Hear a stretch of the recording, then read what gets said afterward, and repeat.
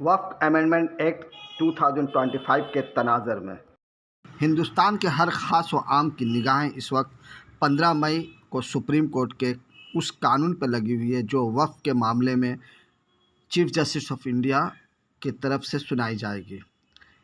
ये कानून एक ऐसा कानून है जो मुसलमानों पर ज़बरन लादा गया है। इस कानून से कोई भी खुश नहीं है। इस मौके पर हमने एक ऐसी शख्सियत जो ऑल इंडिया इमाम व मुअज्जिन एसोसिएशन के वाइस प्रेसिडेंट है मोहम्मद ज़मीनुद्दीन, जब हमने उनसे बातें की तो उन्होंने कहा कि ये बिल सरासर मुसलमानों के ख़िलाफ़ है और इस बिल के हम कतई तौर पर मंजूर नहीं करते। हुकूमत हमारे साथ धोखा कर रही है।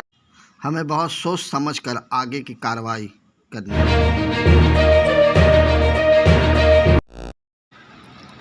तुम्हारे पाँव के नीचे कोई ज़मीन नहीं, कमाल ये है कि फिर भी तुम्हें यकीन नहीं। नाज़रीन, आप देख रहे हैं न्यूज़ डेस्क टीवी। इस वक्त हम लोग एक ऐसे शख्सियत से मिलने जा रहे हैं जो समाज में एक अच्छे ओहदे पर हैं। ऑल इंडिया इमाम और मुअज्जिन एसोसिएशन के वो नायब प्रेसिडेंट हैं जनाब मोहम्मद ज़मीनुद्दीन साहब। हम लोग आज वक्फ के मुतालिक कुछ बात करेंगे। वक्फ अमेंडमेंट एक्ट 2025 जो नाफिज किया गया है, सर वो कितना एडवांटेज और डिसएडवांटेज है, इसके बारे में आप क्या बताएंगे?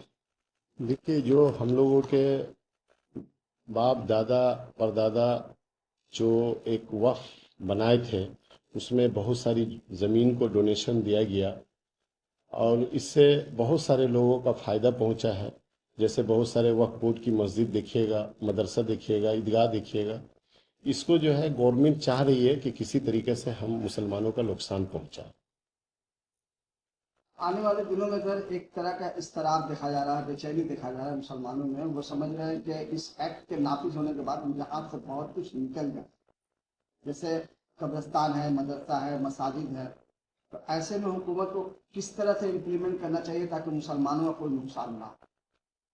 देखिए, गवर्नमेंट को तो ये हमेशा चाहिए कि जिस तरीके से देखिएगा किसी भी ट्रस्ट के अंदर जो बड़ी बड़ी सनातन धर्म के जो भी ट्रस्ट है उसके अंदर कोई भी मुस्लिम को नहीं रखा गया है। उसी तरीके से मुस्लिम ट्रस्ट के अंदर कोई भी नॉन मुस्लिम को रखना मुनासिब नहीं है। ये एक गवर्नमेंट को पहला सोच होना चाहिए। दूसरी चीज ये है कि हम लोग को पूरी तरीके से सुप्रीम कोर्ट पे आस्था है और यकीन है कि सही फैसला आएगा और सही जजमेंट भी आया है और इंशाल्लाह अल्लाह ताला की इजाज़त से उम्मीद रखते हैं कि आने वाला भी बहुत बेहतर होगा हम लोगों के लिए। सर, देखा गया कि वक्फ एक्ट के जो अमेंडमेंट है इनमें से किस किस पॉइंट को निकाल देने से बेहतरी होगा, इस बारे में अगर कुछ आप निकाल दें। देखिए, इसमें जो मेन सबसे सभी वक्फ बोर्ड का जो भी मामला है इनको पूरी तरीके से गवर्नमेंट जो है ना, पूरी तरीके से जो पार्लियामेंट के अंदर कानून पास करना, कानून को इस तरीके से लाना, ये बिल्कुल मुनासिब नहीं है। किसी भी जाति पे आहत करना, नुकसान करना, ये अच्छी चीज़ नहीं है। हम इसके कायल नहीं है और हम टोटल जो वक्फ बिल का जो टोटल अमेंडमेंट आया है इसमें नहीं आना चाहिए।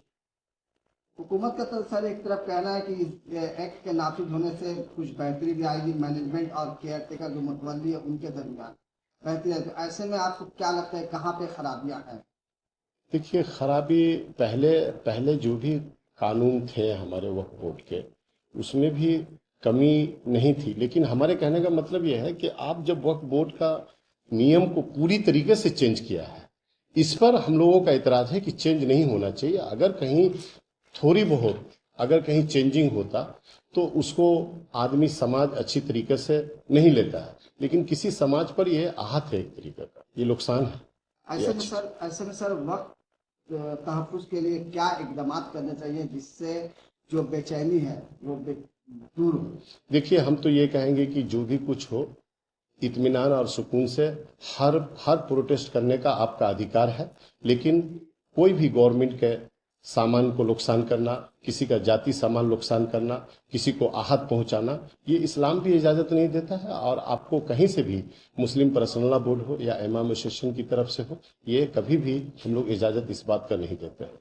सर, ऐसे में लगता है आपको कि आर्टिकल 25 और 26 का वायलेट किया गया है जो कि अनकॉन्स्टिट्यूशनल है? ये तो 100% किया गया है, 100%। इस वक्त मामला चूंकि सुप्रीम कोर्ट के हवाले है, सुप्रीम कोर्ट का कुटन भी आया है, तो आप उस जजमेंट का आपको सामना हो? देखिए, सुप्रीम पर आस्था रखना चाहिए हर आदमी, हम लोग भी आस्था रखते हैं कि इंशाल्लाह जो भी डिसीजन आएगा बेहतर आएगा और अच्छा आएगा इंशाल्लाह। क्या उम्मीद करें चीफ जस्टिस ऑफ इंडिया से? चीफ कोई मुतालबा हो तो वो बताएं। इंशाल्लाह ये उम्मीद है कि जो ये काला कानून है उस पर जो अभी जिस तरीके से उन्होंने ये कहा है कि किसी को भी आप वहां नॉमिनेट नहीं कर पाएंगे किसी तरीके से सुप्रीम कोर्ट को, और एश्योर किया है सेंट्रल गवर्नमेंट, तो आने वाला वक्त भी इंशाल्लाह बेहतर होगा हम लोगों के हित में। देखा जा रहा था कि वक्फ बोर्ड में चेंजिंग लाया जा रहा है कि 10 और 12, 10 मुस्लिम कायदीन होंगे और 12 हिंदू या बंगाली होंगे। तो ऐसे में ये लॉ कहाँ से ये पारित होता है कि आप इस तरह का स्टेप ले सकते हैं? नहीं, इसलिए तो सुप्रीम कोर्ट को समझ में आया है कि कहीं ना कहीं कमी है इस कानून में, इसी वजह से उस पर रोक लगा दिया है कि आप उसको अभी कुछ नहीं कर सकते। ना कोई एसडीओ, ना डीएम और ना कलेक्टर, किसी को भी आप अभी नॉमिनेट नहीं कर सकते हैं इसमें। अभी जैसे है वैसे ही चलेगा। अब जब तक फाइनल नहीं होता है सुप्रीम कोर्ट का देखा जाए, इंतजार किया जाए। सुप्रीम कोर्ट पे आस्था है हम लोगों को। बहुत हैरत की बात है कि सर 15 मई के बाद संजीव खन्ना का रिटायरमेंट है। अब अगर दूसरे जजमेंट चीफ जस्टिस आते हैं, उनका क्या राय होता है, बेंच बदलता है या नहीं बदलता है? तो ऐसे में हालात अगर बदले तो मुल्क का माहौल भी बहुत बिगड़ जाएगा। देखिए, माहौल, हम लोग तो यही कहेंगे कि माहौल खराब नहीं करना है, लेकिन हमको प्रोटेस्ट करना चाहिए।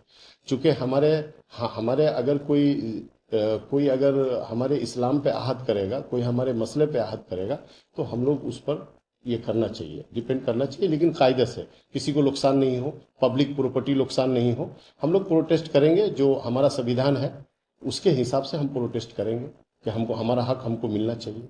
मैं आपसे ये जानना चाह रहा हूँ कि मुस्लिम नौजवान जो है उस वक्त एहतजाज में आपे से बाहर हो जाते हैं या जज्बात में आ जाते हैं, कोई ना कोई गलत कदम उठा लेते हैं या उठाने पर वो मजबूर हो जाते हैं, तो ऐसे में मुस्लिम नौजवानों को आप क्या मैसेज देंगे?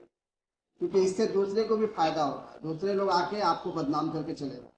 हम तो तमाम मुसलमान नौजवान लड़कों को ये कहेंगे और उनसे गुजारिश करेंगे कि आप आक्रोश में नहीं आए, आप गुस्से में नहीं आए, और जो आपको संविधान जो अधिकार दिया है उसके हिसाब से प्रोटेस्ट करें। और ये मुस्लिम का जो एक उस पर आहत आया है, उसको बचाने के लिए अगर इस तरह का अगर हरकत होगी तो हम लोग कहीं ना कहीं इसमें विफल रहेंगे, नुकसान होगा हमारा। लिहाजा हमें चाहिए कि अमन और अमान के साथ अपना बिल्कुल अमन और एहतजाज करें। एहतजाज की इजाज़त है आपको। अमन के साथ कोई भी पब्लिक प्रॉपर्टी हो या गवर्नमेंट की प्रॉपर्टी हो या कोई भी प्रॉपर्टी हो, उसको नुकसान ना करते हुए हमको प्रोटेस्ट करना है। गवर्नमेंट तक अपनी बात को पहुंचाने के लिए हमको प्रोटेस्ट करना है। ये आपका अधिकार है, लेकिन नुकसान करना अधिकार नहीं है किसी हिसाब से। इस चीज को कोई भी, इस्लाम भी इजाजत नहीं देता और हम लोग समाज भी इजाजत नहीं देती इस चीज की।